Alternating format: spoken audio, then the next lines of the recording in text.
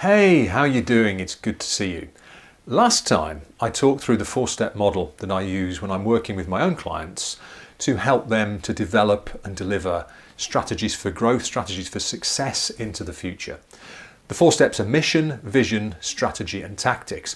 And what I'm going to do here is just expand a little bit more on the first level of that pyramid, the first level of that four-step model, which is mission.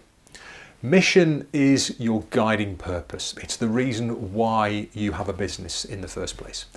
When I draw out the pyramid, the four-step pyramid, mission is coloured in gold. And the reason is because it's the foundation. It's the most important step, and it's the foundation upon which you will build a solid and successful business.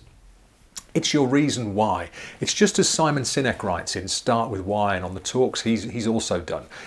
It is the most important step because when you understand your why, it is just so much more powerful than building a business without that sense of mission, without that sense of guiding purpose, without that sense of why you even do this in the first place. But what I've found is it's very lacking in business. Very few businesses can genuinely articulate, this is why we are here in business. This is why we get together as a team to do the things that we do. Not so much in the charitable sector, actually. If you work in the charitable sector, very often they have a strong sense of mission, a strong sense of purpose and the reason that their team or their organisation exists, because very often that is automatically focused on something that's bigger than them. Not always, but generally speaking, that this is true. But in business, certainly the kinds of businesses that I've worked in and that I work with, which are technical in nature, designers, consultants, engineers, those kinds of organisations, very, very rarely do you come across a business that can articulate this, or really that's actually ever even thought about what their guiding purpose or their mission might be. And that's such a shame because it is such a powerful thing. And when you start to uncover this with businesses, you really see them unlock something special and connect with something special and understand something special that will sustain them and carry them into the future. It's a very, very powerful thing. Your mission, your guiding purpose needs to be something, like I said for the charities, it needs to be something bigger than yourself. When I do this work with clients in the form of workshops and we've worked it through, and you don't have to come to a single statement of purpose or mission, but a statement, a few sentences, perhaps even just some keywords of why you are there, describing who you are. And we have that up on the wall. I like to ask them, so if I told you now that you cannot do the thing that you do in business. You have to stop doing this. You have to close up shop. But you can stay as a team and you can do something else. Would that still describe who you are as a team? Would that still describe the impact that you have on the world? So for instance, if you're a steel fabricator, but you can't do that anymore, and I say you have to now go and run a restaurant, that might sound like a ridiculous idea.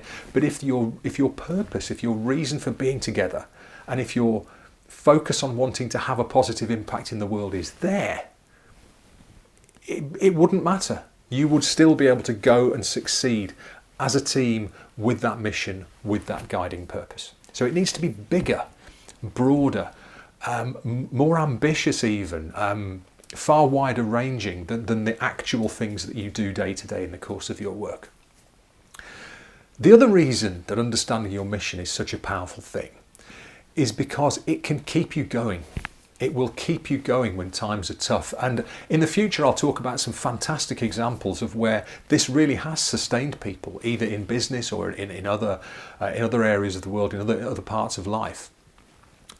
When you have a strong sense of mission and a strong sense of purpose, no matter what's going on around you, you can stay grounded.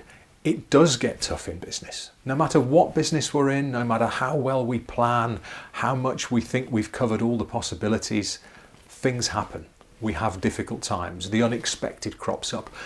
And if you don't understand why you're there, that can rock you. That can send you off into all sorts of directions that you oughtn't to go down and cause chaos. If you understand your mission and your guiding purpose, that grounds you. No matter what's going on around you, you can come back to that and say, yes, this is happening. And things are happening in the world around us all the time that can affect us. But this is why we're here. This must not change. And that is so powerful. So that's a brief description of mission, and I will come back in future episodes with more examples of where exactly this has helped and some brilliant stories behind that. But the question to leave you with then is, if you've never thought about this, perhaps you should. And for your team, for you as a business leader, for you as an individual and the people you work with, why do you do what you do? What is your guiding purpose, and what is the mission for your organisation? I hope that was useful.